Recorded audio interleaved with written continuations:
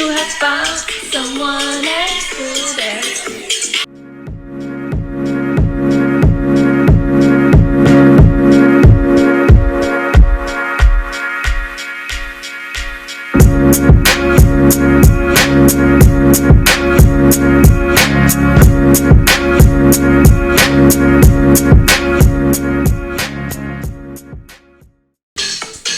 Ready, Sonia? Yes, always ready. Hey guys, what's up? Welcome to my video of how I became a model, my struggles, the pros and cons, and everything you want to know about this life. So the life of a model is gonna break it to you. It's not as perfect and ideal as you guys see it, because obviously no one knows the cons and the behind the scenes that happens in our lives, and that's why I'm here to talk to you about it. Of course, this whole YouTube thing is super new to me. I finally have time right now in our quarantine to sit back and reflect and share my knowledge, my opinions, and my story with you guys, because as you guys know, modeling is kind of, you are, not being true to yourself, and you only see what's on my Instagram, and that's just like beautiful pictures and everything looks perfect, and this is this life that, I get so many DMs in my whole career of, yeah, you're so lucky, you're modeling, you're traveling, and your skin is great and your hair is great, but we all have our like pimples and we all have our hair that's breaking, and the stress and traveling all the time. And you want to be in there? He wants to say hi. This is Richard. Say hi, Reggie. Okay, I'll just let him go. You go ahead. Yeah, so kind of like YouTube has always been my goal of like talking to you more and showing you who I actually am, because in Instagram you just see me from the outside. You see this book cover and you don't really get to read me.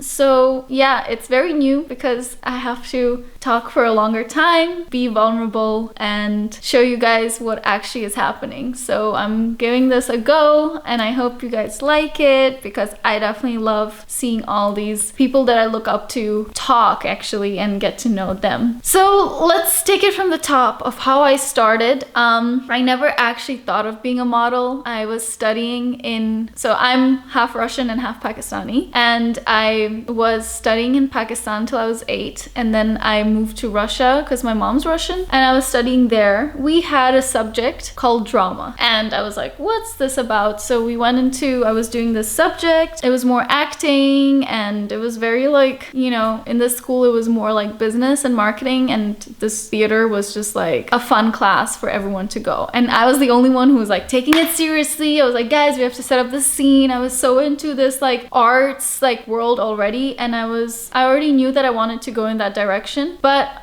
we were doing A-levels, and at that point they said we weren't gonna have like art and drama and music. So I knew that this is something I wanted to do, so I made the decision to apply to some drama schools or theater schools in London. I had two options, to go to New York or London, and I went to London because my aunt was there. So there I finished my school, so my high school of dramatic arts, and I went to arts educational schools, and I dived into this theater world, and I was like this free spirit, and I didn't know, like, I didn't wear makeup, I didn't do my hair, I was wearing like, these ragged clothes, and as actors you have to be so flexible. So that was already my kind of life of like, going to school till, you study till 3 or 4, and then we have to stay and study till 10 p.m. sometimes and do our scenes in theater, and it's all like this like fake kind of world of, and I loved putting on like these different characters and personalities and play them out. So that was it. And then when I finished my high school, I wanted to go get my degree, so I applied in New York to New York Film Academy and American Academy of Dramatic Arts, ADA. And I got into ADA and New York Film Academy, but decided to go into ADA because it was more theater. And then I moved to New York, and I was there for 2 years, and that kind of like, I dived into that whole like different world of like models and, you know, this whole nightlife and whatnot is happening in New York City. So I was kind of like, whoa, what's happening? You know, people were like telling me I have to model, I I have to do this. And I heard this was the first time I actually heard people say like, talk about modeling. And I was like, okay, I don't know what I'm doing, but okay, I'm gonna try. So here's me, who has no idea about modeling, who has this like, this is my natural hair, but I had it like huge and long till here, and I'm going into a modeling agency, like dressed with like jeans and like, I don't know what I was wearing back then, but like no heels and no makeup. And I like found these random agencies that I didn't even like know about, and I went in there and I applied, and I basically heard no. It was like, you're too short, your thighs are thick, you know, you were like, people didn't even give me an answer. They were just like, no, like, and I was like, oh, like it was a bit harsh because I didn't know what I was entering into. And then there was like all these people who knew what they were talking about, and they were like, you should try being a model. And then I do try, and I hear just no throughout the whole like board. There was one agency, I'm not gonna mention the name, that I did sign with, which was a kind of like a low-key like small agency, and they were like, do you want us to be your mother agent? I was like, yes, you know, knowing I didn't know what I was doing. I was like, yes, represent me worldwide, yes, signed all these papers. And then I was obviously studying studying acting, and that was my main focus, and I couldn't balance it out. So to answer your question, if you can study 100% like full-time and model full-time, the answer is no, absolutely not. Because I tried and I was like, this wasn't happening. So of course there are agencies that represent you, and that's like the best, you know, step for a model to do, because you have to get signed with an agency. You have a group of people who know all the brands and clients they work with, and then they like pitch you to these clients. They sign you on board, they want you to make money, of course, but they of course are making money for themselves. And when they send you like castings and meetings and you can't do it because I was studying, they kind of are like, what the hell, you know, why are you kind of, you know, they don't see the reason behind it. They just want it the way they want it. So there was a lot of like, not arguments, but kind of like disagreements we had. And I was telling them I was acting, and it was just like never happened. I think I had like one job that was for not even a modeling job. It was like some hostess thing, and I was just like, okay, well, this is weird. And then I had one more cool job, which was for a bridal like show, and that was fine, but I never really dived into it. I don't know what I was doing. And then I just decided to finish my acting school. I did get a degree and I graduated. So at that time when I was graduating, I had 4 months left. My friend found a manager in LA. He was working there, and he came across my manager, Marina, and she was like, they were talking, and she was like, who is this friend of yours? And he said like, she's in New York and she's graduating, showed some pictures, and she was like, oh my god, she has to come here. She's acting, she's beautiful, like this is what she told my friend. And then I was like, I didn't have a plan kind of what to do, because firstly, my biggest struggle as a model is me being a foreigner and wanting to be in the States. That is like the biggest thing that, people don't realize, because yeah, we are working a lot, but I will get to that. You have a lot of problems with visas, and you need your visas everywhere. And I had the most complicated 2 passports in my life, Pakistani and Russian. I was with Russian now, which was best of the worst. And when we graduated, a lot of our students were like, a lot of my friends, they had to go home, because to get a visa to be an actor, you have to like be in a movie, you have to have some interviews done, basically with every visa that our category is, which is O1. It's like exceptional work. And they give you like a 1 year, like it's called like kind of a gap year, OPT, optional practical training, that you gain experience within that year, and then you apply for that visa. But it's really, really, really difficult. So I had to I was like, okay, I have to think smart. Like, I want to stay here. I didn't want to go back to Russia, where I left when I was 16. Kind of modeling and commercial work and acting it's like a merged industry. I was like, okay, this person in LA who really believes in me, who doesn't know me, maybe I should go there. But I told her, look, I have to graduate, then I'll come out. I graduated. To cut the long story short, I went to LA for 2 weeks. Never been in there. I was like, okay, I will check it out. Came there with my one small luggage and met this manager, and she was just like, you know, she didn't just promise. She was like, this is what I see is gonna happen. What are these agencies that you love? And I'm like, I tried before and I got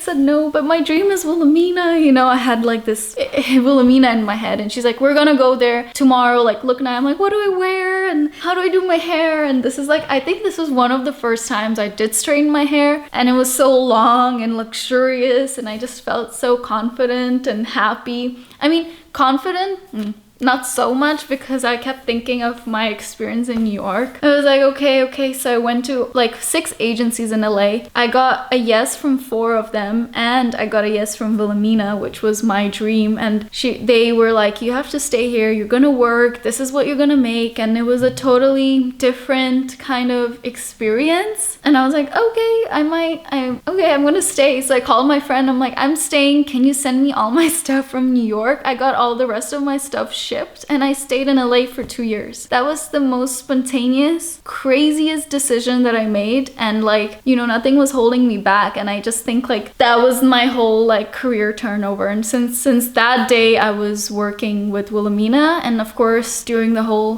4 years that I was in LA, I have changed agencies. The thing is, like, for people who don't know, who are not in the industry, you do sign a contract for a specific amount of years, and if something doesn't work out, or if you don't work as much, or you know, there's so many complications, like any job, it's very easy to leave and find someone else, because you know, you always want that one person who kind of fights for you, represents you to all the clients, because you're like this book and you have to sell it, pitch it to a brand. Yeah, I was with them for a while. I changed here and there, and I was working, and I just did that full time. There was nothing else that I was doing. With acting, it kind of came and went, and it was always like this, like it still is my dream to tackle it, of course, but it's a very, very difficult industry. And I'm not saying modeling isn't, but I was more lucky, and I did get my visa, and I could stay, and I got my apartment, and I was, you know, making my living since that day, and I was very proud of myself. And that was something that, you know, I didn't want to like take money from my parents anymore, because they put so much into me. And like, Russia has their own problems, but it's very difficult if you're making the Russian ruble and coming to America, and then that kind of like, it's very low, the exchange rate. So it was very difficult. So I felt like amazing. The best feeling I had was that I was making my own money, and I could help my parents, support them, and give them back. And that was the feeling I was living for, and that pushed me. Yeah. To answer a lot of questions, I didn't get scouted, but kind of, you know, like the manager seeing me kind of was scouting, but I wasn't like in a supermarket. You know those stories, like you're in a... Anyways, being in LA, I worked there for 2 years, and I gathered a lot of knowledge of the pros and cons of being a model. And this is the pom pom pom of people who are like, oh, there are cons. And yes, like in every job, you know, even if it's your dream, there are cons, because it all started so fast, and I wasn't really prepared, and my, you know, my body, my mind were not prepared. So why do you ask? Is because your body physically, as a normal person, yes, you work out, but you kind of don't keep to a structure of how you want your body to look. And there's a lot of criteria that you have to check with being a model, and there's a certain figure, there's a certain look, there's certain like things you have to do. So it's a lot of keeping up, you know. Yes, as a woman, it's easy to say I take care of myself, but we don't always take care of ourselves to the max, you know. Like there are days when we're like, oh god, my nails look horrible, or like as models we can't have days like that, because they could call you the day off and say that you have a job tomorrow and it's 7 p.m. or 8 p.m., if not 10 p.m., and you plan your whole day the next day and you have to go. So you can't have that, oh, my nails look horrible, or I didn't get a haircut for 2 years, or my skin's horrible. You have to keep that perfect agenda always. And it's easy for you to think that that's easy, but as humans, we're not just constructed that way. You know, we have our days where we can let go and not shave for like 2 months and not cut your hair. You know, there are these days, this is completely natural, and like being thrown into this was very difficult for me. So these are kind of like this was one of the things I was struggling with, was my weight. So how do you look skinny but you're healthy, and how do you look fit but you're not too fit, and how do you gain muscle but not too much? And there's always that little like, it's very hard because I've had, you know, so much struggles with it that I try to put my knowledge to some girls and whatever I've learned, because I know how hard it was. So there's just this small fair line of like, you just cross it a little bit. And I'm built this way that I was always skinny, but I was more skinnier when I signed, because I was in a very toxic relationship and it was very stressful, and I thought I was great for modeling, but I was not healthy on the inside. So that crossed the line really fast into me looking anorexic. So this was my biggest struggle, that people actually were calling me and saying that, are you eating? And I was like, yeah, I'm eating so much, but I was very skinny. Like my ribs were showing, my back was super skinny, and looking back, I was like, wow. Like, and I thought I was great, you know, I was like, I'm skinny and I'm super like lean legs and this is what they want. And then of course they liked it for the first time, but then I also lost several clients because I knew that. I looked at pictures and I was like, Jesus, is that me? Like, I'm so skinny, it doesn't look healthy, and people really couldn't brand promote me that way because that wasn't good for the other audience or like customers to see. So lost several clients with that. And then I started eating and I got out of that relationship. So slowly my weight was coming back, and I was working out and I was being healthy and I was eating as always, you know. And then I started looking better, but I gained a booty. So the next problem came, is my booty was a bit too big. And this is what I've like, I'm up till this day, this is not a problem, but some things that is always mentioned. And as a normal human being, hearing this critique, it gets to you. Do you know, like sometimes you go home and you're like, wow, I am doing so much and it's just not enough. And it's like, when is it gonna be enough? But it's like, if your body is constructed this way, like if you look in the mirror and you're made this beautiful way, like unique way that God has created you, there's not much more that you can do to adjust your body. Like, you know, some girls are born and when they're 12, they're skinny and have long legs, and they're like, she's gonna be a model. And that's why the whole model category is like classified as like tall, skinny. This is just those things because that's how it is. And you know, it's hard for you to get tall. So if you're not tall and if you don't hit that limit, you know, people would just be like, you can't model. Right now, 2020, you know, 2018, it already started changing the industry of like people who are 5'8" and less, or 175 centimeters and less, are modeling. And there's a crazy variety of, you know, people who can model, of like weight, height, ethnicity, race, you know. So right now everything is changing, but definitely keeping up with the physique. Like whoever's familiar with my profile know that I work out a lot, but even then, like, do you think I wake up every day and I'm like, I'm super confident? We all are not. And this is the kind of thing that I wanted for you guys to know, that there are days when I look in the mirror and I don't feel great and I don't feel confident and my skin's horrible, or I don't want to work out. Like right now, especially since we are in quarantine, like I'm allowing myself to have those days when I'm like, I don't want to work out, and that's fine. Like I'm gonna eat, and I'm gonna eat chocolate, and I'm gonna eat my salt and vinegar chips, and I'm gonna go home and I'm gonna watch Netflix, and it'll be fine. But you know, when you're in that consistent work, you can't allow that, because my body, the way it works, you have to know how your body works, like what foods you eat and what foods work for you and what don't. Like if I have a cheat meal like during my work day, I will see it in my body. Like I have 2 cheat meals, I will see it. So for me, it's very difficult because I have cellulite, and that's a genetic thing, and that's one thing that, you can't have as a model, because that means you are unhealthy. But then you're like, no, I am working out 5 times a week, but I still have cellulite. So you know, this is the biggest con of this industry, is because every normal person or girl can have this, and it's a normal thing. If it's a genetic thing, it's very difficult, and it's totally fine. And a lot of models do have it, but I bet your ass they get criticized for it all the time. You know, they're working so hard. Why do you think they're working out all the time? Because they have to have those abs, they have to have that butt. Moving on to another con is when I was traveling, my plan went out the window, because you cannot plan anything, you know, keeping your life, your relationship life, life, your friendship life, your parents, you know, your plans with them. It's just not happening because when I was single, I was working every day and 5 times a week, and it was fine because, you know, I don't have a relationship to build and I don't have to come home and, you know, cook maybe and be that kind of girl to make this stuff or these plans and spend Christmases. Like, I was just in LA and I was like, okay, I have no one to go to and no one to be with. And now, you know, for 2 years now, I have a good relationship, a new relationship, healthy, happy relationship, which is prospering into a great thing. And it's very, very, very hard because we're doing long distance. So he's in Berlin, I'm in LA, and my work is in LA. So you obviously, it's not my like focus point because I travel everywhere. But again, there can be like plans to go see the family in April. And then April 15th, let's say, and April 13th, you get a call that you booked a big job in Spain. So you're going to that job, you know, you're gonna cancel the plans. And for a family also of that person, of your loved one who's not involved in it, could be hard, could be harsh on him, could be harsh on the parents. So very, very difficult to keep that balance. And if you take time off work to spend time to have a Christmas, to have a longer vacation, you're losing work, your agency's not happy. If you're working and you're not focusing time on your relationship and your parents are mad, your boyfriend's mad. So there's never a situation where both parties are happy except for now because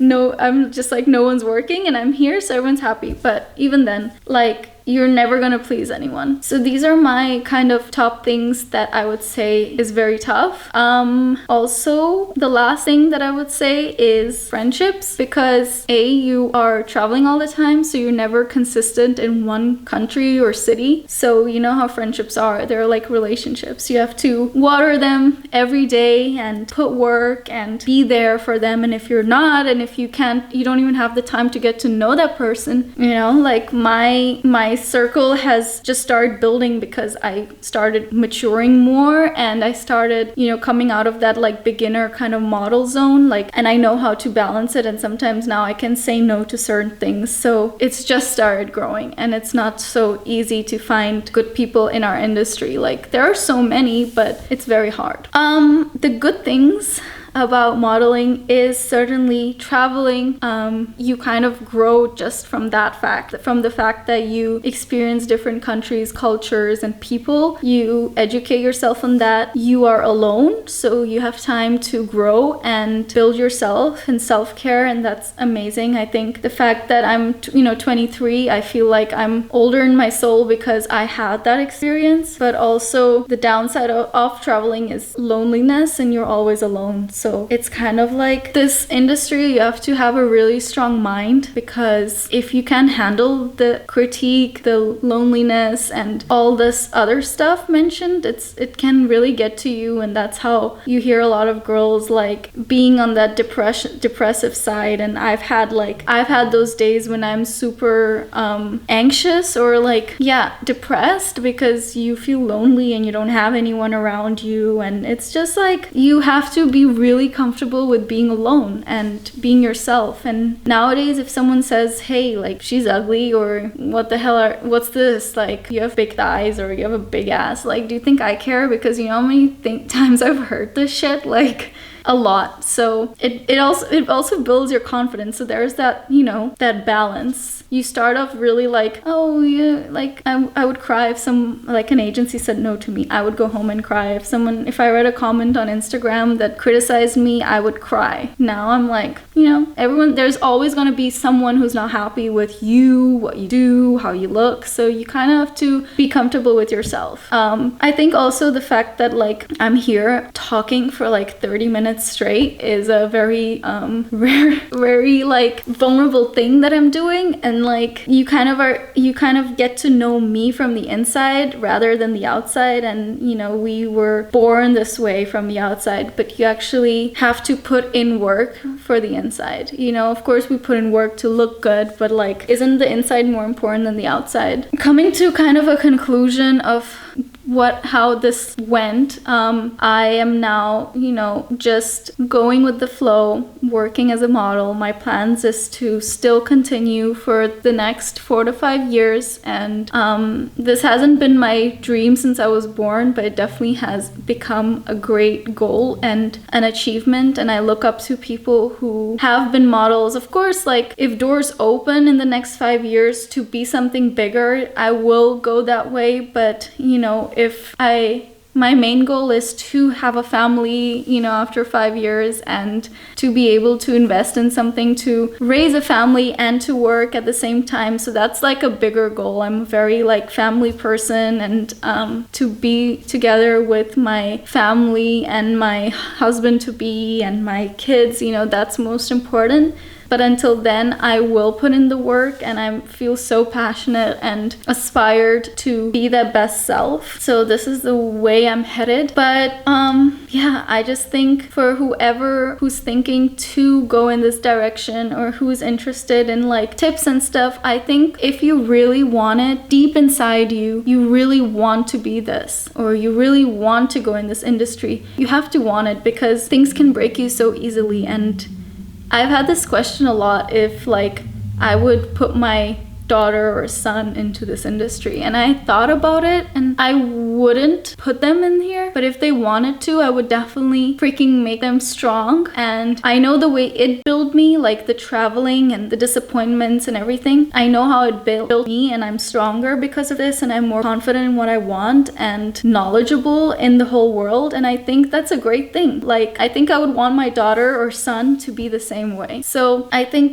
for any job, you have to really want it, because you're gonna fail, and you're gonna fail a lot, and you're gonna hear no a lot, and it's just gonna break you. It's gonna be tough, but you have to keep going, because I really freaking wanted it, So yeah, I could keep talking for ages, but I wanted to give you guys kind of like an overview of something that A, I wasn't like pushed into it, B, I wasn't born in it, I worked for it, and there was a lot of struggles, and it kind of happened. But after that, there's a lot of work, and it's a tough job, not easy. Kind of like an overview, wanted you to hear a little from me and get to know about my life. So, I'm here for you guys, and if anyone has any questions or like tips, anything I can do to help you, like as I said in the beginning, I had, 4 to 5 years of this whole work and getting to know everything from like what helps me release my stress, or if I'm anxious, what will help me feel better, how to get a better, body, and all these like small things. We've worked so hard to find things that work best with ourselves. So all I can do from my side, the best thing I can do is to help you guys and guide you. So I'm here for you, and if you have anything and if you want to know anything more, please let me know, and I will be happy to answer everything. Just that I will be posting a separate video with all your questions. I just want to give one big thank you to everyone who asked their questions. They were amazing. They really made me sit and think about them. Thank you for all of that. I chose the best questions. I have around 40 questions, so I did want to fit it in this video, but it will be a separate little bubble. So please make sure, if you really want to hear more in depth and see your questions being answered, you might be the lucky one. Please click on this video here and watch it and let me know what you think. And if you have any other questions, please send it, and I will for sure be doing a part 2. Lots of love. Please subscribe and follow me. And if you need to talk, I'm here on YouTube or my Instagram, which is also linked below. Lots of love. Bye.